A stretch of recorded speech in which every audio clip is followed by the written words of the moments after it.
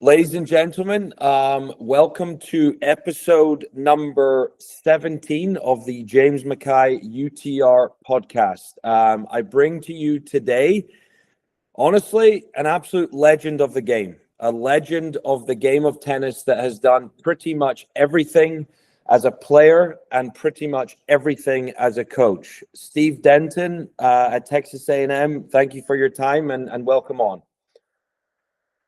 Thanks, James. I appreciate you having me on. So for those that don't know, Steve is currently the head coach at Texas A&M. He's been there since 2006. They have had monumental success. Steve, as briefly as you can, just tell us a little bit about, your love for Texas A&M, your role as a head coach, and your experience and what you're doing.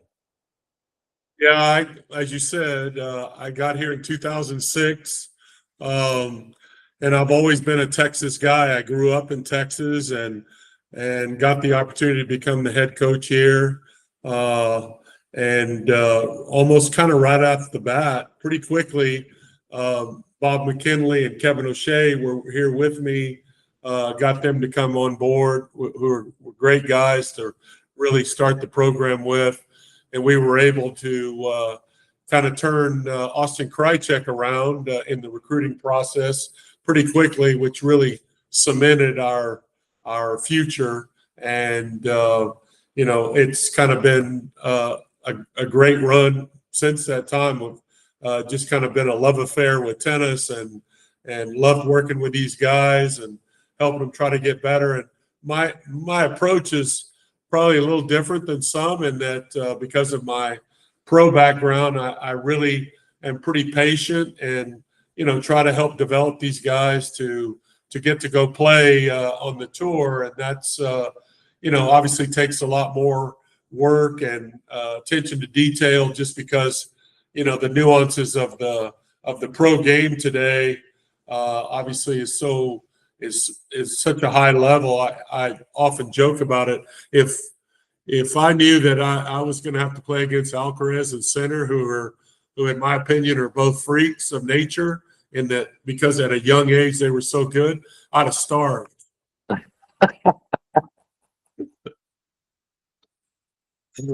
Oh, it's great. Steve Denton won the U.S. Open in doubles. He made the semis of Wimbledon, quarters of French, and the final of the Australian Open. He also, in singles, made the final of the Australian Open twice and got to the fourth round of Wimbledon and the US Open. There's a lot of great coaches out there, but there are not many coaches with that background. So like you kind of just said there, Steve, how do you, the game has also changed. How are you using your experience as a player to recruit? How are you using your experience as a player to now coach this time in wherever we are in the year? It's totally different, as you say.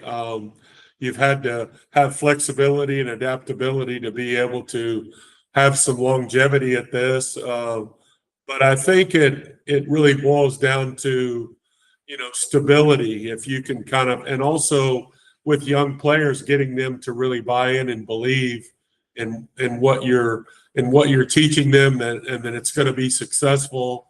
And if you can get that, and you can get guys that are passionate about the game and want to work hard, obviously you can reach high levels. I mean, case in point, obviously this last week, just a dream come true for our program and for a couple of my guys that have gone on to play the tour, to think that they were going to play each other in the finals of a 1,000 series tournament is kind of almost beyond belief. But in fact, that's what's great about sports. You just don't know if you work hard and you're in the right place at the right time and you take advantage of your opportunities and you're ready.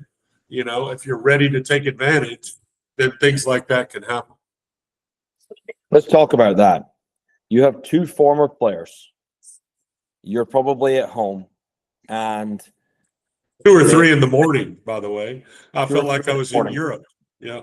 I was in So Europe. you've got Valentin Vachereau and Arthur Renderneck, sorry, that are playing in the Shanghai Masters, and they just keep winning, and they win again, and they win again, and before you know it, they win again.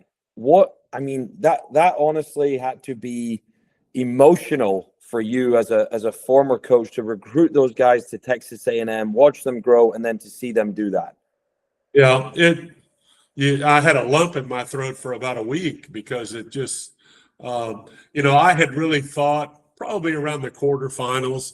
And that's a really good run, good tournament, guys. Well done. Really kind of set you up a little bit more for the future. And then both of them had good quarterfinal wins there that were against really high level players. I believe Rune was the player that Vachereau beat, and Arthur beat. I know he'd beaten Zverev the round before, but I think he beat FAA, who Arthur had lost to a couple times before. But you could just tell he was playing on a really different level, and they get through that match, and then again, I think before the semifinals, well, great tournament, guys. You guys have done unbelievable. You're getting ready to play Novak Djokovic, Val, who, I kind of told him beforehand. I said, look, you kind of have to look at your shoes. You gotta not idolize the guy. You got to play the ball. You got to do all these things, to kind of not think about who you're playing against and make it real physical. And who knows? I mean, it's hot there and it's humid, and he's 38 years old, and you're coming, and but you just got to have an idea that you can possibly win that match, and incredibly, and part of it a little bit of luck. They play pretty close early on. In fact, he loses his serve right away because, of course, he's nervous, and then he breaks right back, and then they get through kind of middle of the first set, and Novak, kind of has had some physical things going on. It's that tournament already, and that kind of began to rear its ugly head. And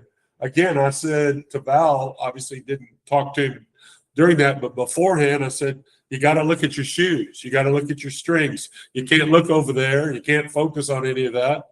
And for me, he won that match mentally, not necessarily physically with his shots. And so that was great to see. And then to think that Arthur, after beating Zverev for the second time, he beat him at first round of Wimbledon when he laid down on the grass court at Wimbledon after he beat him the first time, that you're going to beat that guy again on a hard court.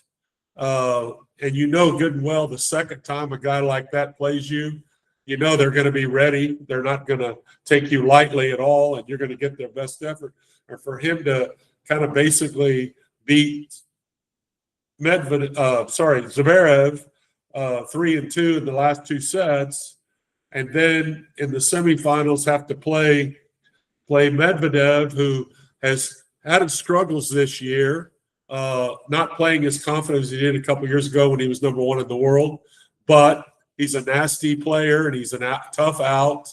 And Arthur had a huge battle with him and ended up beating him in the third set. I mean, I couldn't believe it. I couldn't sleep because I knew what was coming, that they were actually going to play each other in the finals. Your old coach, Chris Woodruff, I believe, had a pretty good run way back. He'd maybe been 500 or something in the world, and then did really well in one of those tournaments, maybe won it. But the difference was that he had been top 30 in the world. I guess he had gotten injured and then was coming back. So he had at least had a feeling of what that was going to be like. Well, Val had no feeling of that. I mean, he was 204 in the world coming up against all these guys and playing in that situation.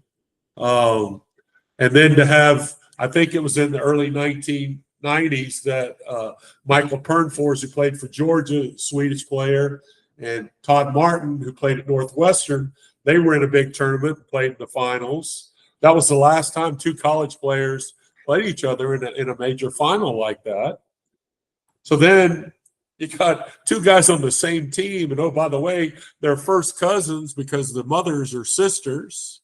I mean, it's just mind-boggling, all that. The chances of that, I think I saw somewhere, was 1 in 4.6 billion.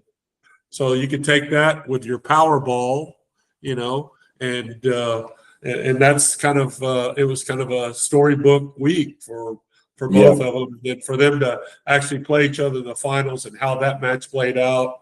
Yeah. You know, it was just an amazing experience. And for me personally, I kept thinking in my mind, not about A&M necessarily, and certainly not about me, but college tennis. College tennis is the winner here today. And all these college coaches and these players around the world, whether it's junior players and coaches of those junior players, it showcased what we're all capable of if guys will buy in, give their best effort, you know, stay there and learn the game and not get wrapped up too much in winning and losing. And those are the kind of things, storybook things that can happen. Incredible story. By the way, Adam Walton played against Valentin Vachereau at number 4 singles. And both are now top 100 players. Pretty cool story. That's just one of many. Steve, about you, right? Who are you as a coach? If there's a recruit that's listening to this podcast today, who are you? What can you say about yourself and what they will learn from for playing for you for 4 years? Yeah, well, I think I offer a lot of experience to young players to have been where they want to go with their game. You know, I've been in their shoes, so it's not like it has been a long time ago for me, but I know what it feels like. I know what's required to be a professional tennis player. I know the hard yards that you have to go through for us to play this sport. This sport is obviously an individual sport first, and then it becomes a team sport in college, which I think is more fun. I can tell you, me personally, that my fondest memories of my tennis career, and obviously I got to play in Grand Slam finals and all that, and played Davis Cup for the United States when Arthur Ashe was the captain. I was the orange squeezer. You know, he didn't get to play in the match because Arthur, you know, picked somebody else to play over me. But to be on the team of 4 in that era in U.S. tennis was an unbelievable honor. But you know, to get to do all those things, my fondest memory still is my college career with my teammates in college, and the most fun that I had playing tennis in my life. And Very interesting. I'm reminded of that all the time. And I tell Barney Smith, who's been with me for a few years and played for me, he was on our 2018 team that got to the semifinals when we lost to Wake Forest 4-3. And Arthur and Patrick and Val were all on that team. Arthur played 2, Val played 4. And I'm reminded of that, and then also Kevin O'Shea has been with me for 20 years, who's an amazing coach that people maybe don't give enough credit to because he's really, really a good coach and a passionate guy about the game. Yeah. But my message to both of them is we got to give these guys the same kind of experience that we had as players. Right. And so I feel like I guess in answering your question in a roundabout way, I'm a player's coach. I'm a player's coach. My players, I think, have respect for me, and they know that I'm there for them to help them. And it's not a 2 or 3 years decision for these kids. It's a 20-year decision. I'm still as active with my former players that played for me. I'm still helping them as much as they would like for me to help. I'm still communicating with them and helping them with lots of different things in their game. And so, you know, for me, it's just been a kind of a love affair with tennis, but also, I guess, with someone that comes to Texas A&M to school knowing that we're going to give you everything that we got and that we're going to help you try to get as good as you can get. And obviously, we've had a lot of success in that area. I thought right before Wimbledon this year, I looked, we had 6 guys playing in the Wimbledon main draw of, singles and doubles. I had 4 or 5 other guys that same week that were playing in challenger level.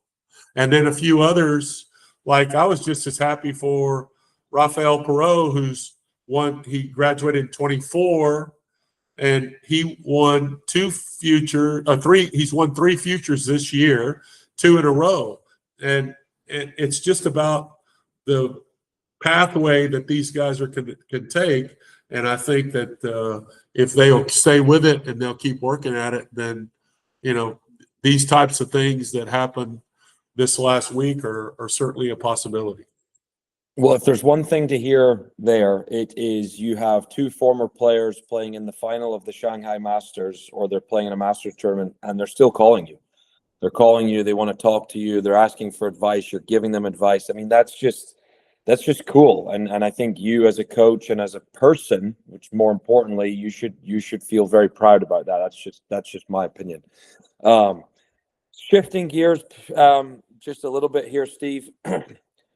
This is a big one, and this is in regards to college tennis, right? And that is, you're obviously Texas A&M. You're part of the SEC, right? It is. I don't want to say it's the hardest conference. I don't want to take sides, but it is incredibly, incredibly strong conference. The question I have is in regards to scheduling. This was something I personally maybe overlooked, but I realized after the first couple of years the importance of scheduling. What is your mindset to what kind of teams you play against outside of the SEC conference? Maybe I'm old school a little bit, James, but and I've kind of been, now that Manny Diaz has retired, I guess I'm the elder statesman in the SEC, and I have said all along that I really felt like that we should play all these other teams in the conference, and it's a grueling schedule. You're right, but one of the things for me as we look at, if I tell a young player and his coach and his parents, I'm going to try to help you go play afterwards, I need to challenge you in order for that to happen. So you need to be in the fire, and you need a lot of tests along the way. And I don't get my heart rate up, and they don't either if they're not challenged. And some teams you play against, nothing to take away from them, but maybe the 4, 5, and 6 guys are not really challenged that much. And yet in the SEC, 1 through 6, you better put your big boy pants on, because you're going to have a battle on your hands, and you got to figure it out. I think it's great for these young players to have to go through that. So I try to play tough teams, non-conference. I mean, we've had a home and away with Ohio State, every year. We played Texas and Oklahoma when they weren't in the conference, and now they are.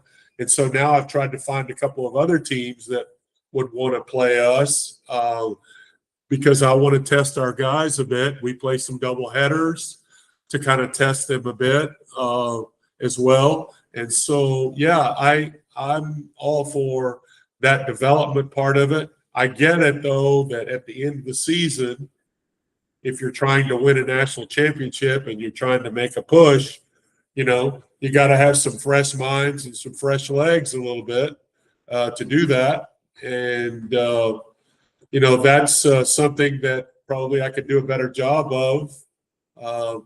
But I just love the competition, and I love these guys to have to play against tough guys and learn to problem solve out there. And obviously in the SEC, this better than anyone, how difficult some of these places are to play. It's not easy, and you got some crowds against you, and I think that toughens you up a bit in preparation for what you're going to face in the future. You got to be able to deal with adversity. Adversity's coming, absolutely 100%. But is that adversity going to run you over, or is it going to make you stronger? And that's why they have to have those tests. And then in that adversity, they got to learn to problem solve. And I think our guys, your guys probably as well, I think the player of today, to a certain extent, maybe gets a little bit too emotional sometimes. Yep. And when you get real emotional, you don't think as well. And I don't think you see the guys on the tour, hollering and screaming and doing all that stuff much. I mean, there's a few guys that obviously are more emotional than others. It's I guess it's better to tame a tiger than fire up a pussycat. But I think that these guys have got to continue to be tested, and I think they've got to be able to think their way through matches and problem solve, and that's what gives them confidence to continue to gain momentum with their game. I have always felt like Texas A&M play good doubles. Do you have a philosophy? No, you don't have to share everything from a competitive standpoint, but do you look for certain pairs? Do you look for righty and a lefty, a guy with a good serve and someone who's good at the net? How do you train it, and how are you so good at it? Yeah, I mean, I think we're pretty good in doubles. I think obviously that was, as I started the tour, I was actually talking to Paul McNamee earlier today, and he was one of the top doubles players in the world when he played with Peter McNamara in his day. And I think what happened for us, for me personally, is I kind of made the tour first in doubles, and then the singles kind of came a bit later. And so I think that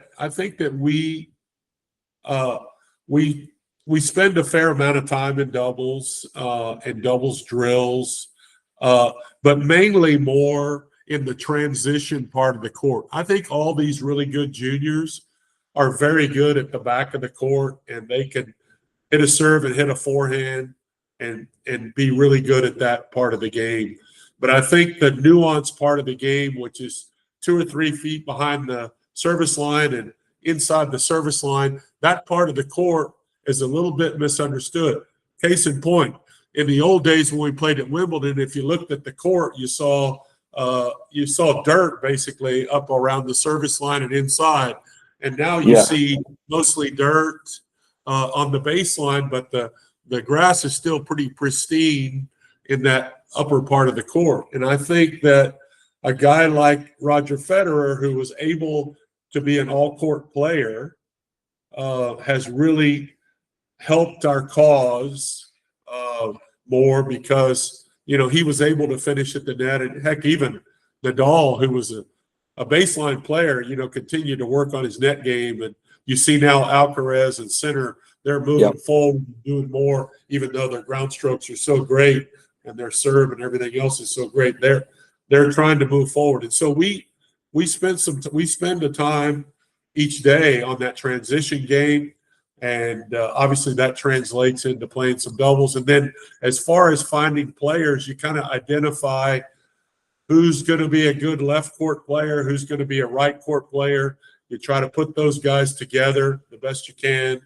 And there's been several times, James, where I haven't really found all the combinations until almost middle of the season or even later in the season, where I felt like, okay, these are the guys that are really playing doubles well at this time, and they're going to mesh well with these other guys. And I've not been afraid to, mix it up and do some things differently with those kind of players. And if you work on the double skills and you work on the transition game, I think then you're giving yourself a decent chance of having some pretty good doubles players. And obviously that doubles point is huge because, let's face it, probably most of these matches, if you did the stats on it, 70 or 80% of the matches that are won are won by the team that wins the doubles point. It's just tough to win 4 singles against a really good team.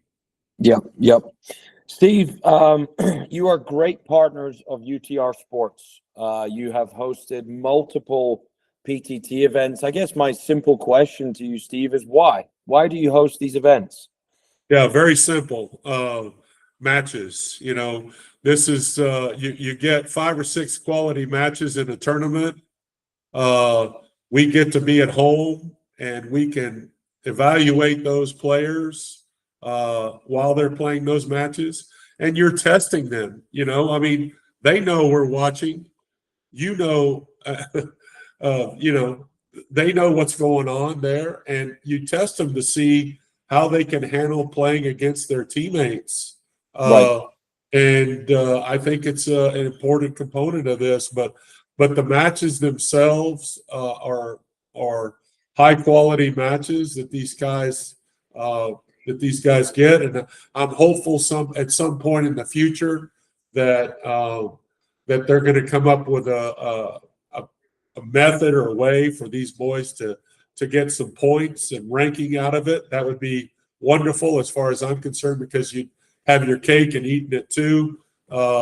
Because obviously some of them are wanting to get points to help them with their ATP ranking, and they don't have that at this point. So they can put a little money in their pocket, but they can also get all these quality matches, which I think ultimately makes you a better tennis player. Last question, Steve. I appreciate your time. I know you're busy this weekend. You've got a big tournament coming up. How do you incorporate allowing your players to play professional tennis whilst being at Texas A&M? How do you do that with their scheduling? You take them to pro events. How do you do that as a program? Yeah. Well, the NCAA allows you to take them to up to 7 events during of your 25 dates of competition. Probably 7 is a bit unrealistic. So we try to do some of it in the fall. Obviously, with the new NCAA fall championship, it's made it a little more complicated. We'll use some of the dates to take the guys to tournaments, but some of them they'll go on their own. Thankfully we have quite a few 15 and 25K tournaments in our area, as well as a lot of these UTR PTT tournaments. So we mix and match all that just to get them a quality schedule. And, I'm not opposed to, I guess another, when Austin Krajicek was here, this has been obviously a few years back, but I think he played close to 50 pro tournaments while he was still with us. And that was, playing in the summer. It was playing some of his own, some that we could provide for him. And I have not been too, some guys are concerned about, well, they may play Davis Cup. Am I going to let them go play Davis Cup for their country? I would say as a coach, absolutely. If you miss a match or two because of Davis Cup, I think you need that experience to do that and have that honor to be able to play. Also, if you're getting into challenger level tournaments, got to let them go play. I know that, just give an example, one match that we had was a couple of years ago. Patrick Gibson had played in Miami. He got a wild card. He beat Timothy Smichek first round of qualies, and then he played. I'm sorry, I'm drawing a blank on the really good TCU player that was the lefty that played number one for them. That's English, Cam Norrie. So he played him in the last round of qualies in Miami, and so Patrick calls me. He goes, "Steve-O," he says, I'm playing Cam Norrie tomorrow in the last round of qualies. He says, but we're playing TCU tomorrow at our place, and we're number 4 and they're number 5. What do you want me to do? And I said, Patrick, I told you when you came that I was going to let you play some tournaments, and I'm going to honor that commitment. So you go beat Cam Norrie. You're playing him. He's on TCU's team. We won't get to count it, right? But you go play him, and do your best. Well, he ended up losing 3 or 4 in the third. Didn't qualify. Obviously, Cam Norrie's had a great career, as you know. And We ended up playing TCU that night, and they beat us 4-3 without it. But what happened in that whole thing? I got max effort from Patrick Gibson because of what I ended up doing for him there and allowing him to stay and play that event because I knew how important it was for him. Yep. And then, it's that player-coach relationship, I think, that's so important that you can get the most out of your guys if you think about them and show them that you're really interested in their career. It's not all about me, or it's not all about Texas A&M, but it's a path. And I did that. Maybe some other coaches wouldn't have done that. They'd done that differently, and I'm certainly not judging them for that. But it's my personality to want to help these guys, to give them the chance. And I think that's why I have the relationship with the Vachereaux and the Rendernecks and the Kipsons and all these guys that have played for us over the years, because I have rooted for them and wanted them to do well, and thought about them and put them first. I remember watching Kipson in I believe it was the semifinals against Wake, I think, at Wake Forest. So there you go. Yeah. Poor kid, he got killed that day. He lost to Gojo. And Pretty good Arthur, not bad. And then Arthur lost to the number one guy in a pretty close match. But neither one of them played very well for us that day. And I told Patrick after the match because they were obviously going back to North Carolina, where he's from, and big crowd. They were tight. I mean, they didn't play what they're capable of. And I told him, I said, you will never likely lose to that guy again. And since that time, he's beaten him several times, and he's reminded me of that. And sometimes those things happen in sports. You don't always get what you want, but let's play the long game. Let's see where you are in 5 or 10 years' time. Well, look, just to recap, Steve, I didn't have this written down, but what I hear, and I hope people listening hear, is that Steve truly cares about you as a player and as a human being. He does things the right way. I've coached against Steve many times. He truly does things the right way. His players act competitively, but also with respect. You will not find a coach out there who has the experience as Steve does. Just again, he has played and beaten players like Boris Becker, John McEnroe, Stan Smith, Davis Cup, alongside people like Arthur Ashe and McEnroe. He truly is a legend in the game of tennis. So, Steve, from us at UTR, we really appreciate your time. We wish you the best of luck this season, and thank you. So all the best to you and your program. Appreciate all you're doing for college tennis. It's a major part of our pathway to help these guys get to where they want to go, and really appreciate you guys at UTR and all you're doing. Thank you. Cheers.